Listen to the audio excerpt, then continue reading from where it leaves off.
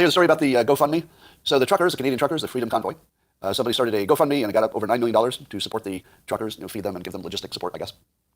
And GoFundMe decided that they would suspend it and not give the money to the GoFundMe organizers. But because they had problems with the organization that are a little vague in my mind, they decided at first, and by the way, they've revised this. So at first they decided they would take that money that they donated and they would give it to qualified charities. What? I read the story and I thought, I can't be reading this right.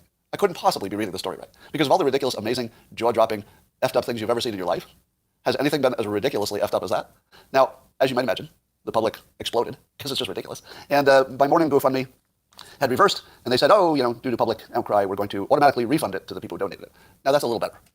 How about they should have had automatic refunded as maybe option A? In what world is option A, we'll take the money you intended for something else and we'll decide what to spend it on? In what world did anybody in that company get together and have a meeting, and they all talked about that, and they said, here's what we're going to do. We'll just take the money that very passionate people, who are exactly the kind of people who complain, because they are literally supporting protesters. That's what we're talking about. We're going to take that money, and what do you think? We'll just give it to charities that we think are good. Everybody in the room, you okay with that? And then what did the other people in the room say? Was there anybody else in the room at GoFundMe, just one person, who said, I hear what you're saying. Well, in my opinion, that would be the dumbest thing any company could ever do in the history of dumb things. Just one person's opinion. Did anybody do that? Now, are you genuinely curious what the meeting sounded like? I mean, if I could get an audio of that meeting, because at some point the executives had to talk about it, right? It wasn't one person's decision. How in the world did that meeting go? Because do you think you could meet one person in your actual life who thinks that was the best way to handle that? It's literally an online company, and they couldn't figure out how to reverse charges? What? That's their whole business, taking charges on stuff and presumably reversing them sometimes. Well, and then people reasonably asked, did you do the same thing for Black Lives Matter or Antifa when they had their GoFundMes? And the answer is, nope. Apparently, GoFundMe thinks they can pick winners and losers here. Now, you realize that GoFundMe is only 2 letters away from GoFundMe. And there's a robust Read News comment to that degree on Twitter right now. You can see it.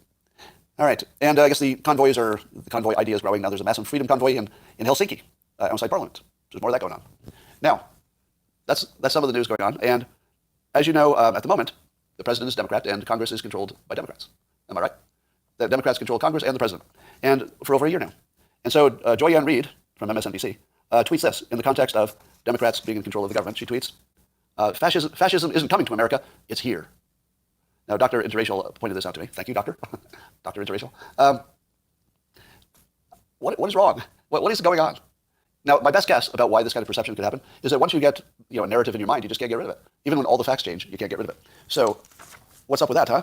Let me tell you what's up with that.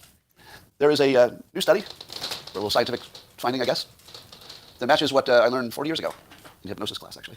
The science is catching up. It's the difference between what we actually perceive and then what we remember we perceived. And if you don't understand what I'm going to explain now, there's a whole lot of the world that won't make sense to you. It's one of the most basic things you have to understand about your reality and your place in it. And it goes like this. Roughly speaking, if you're watching a tennis match and you're trying to decide, or even playing one, you're trying to decide if that tennis ball hit a line or was inside or out, this is approximately what your brain sees. Right? Now, this is just my strange representation. But you don't actually see the ball hitting the line. And we know that. Like, that's been studied specifically. You might see the ball before it hits the line, you might see it after, but the point at which it hits the line is almost always imagined. It's drawn in.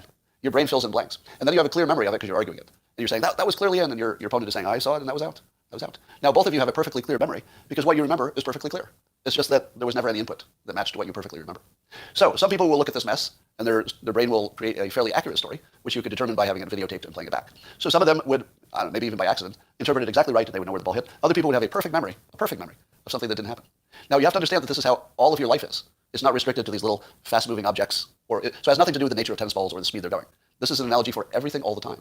Everything all the time is scant little information coming through your 5 senses, and then your brain is sort of a movie-making delusion generator. And it gives you this perfect memory that you could even draw a picture, if you were a good artist. You could draw a picture of what it looked like, but it's not based on an actual memory. It's based on an illusion. Now,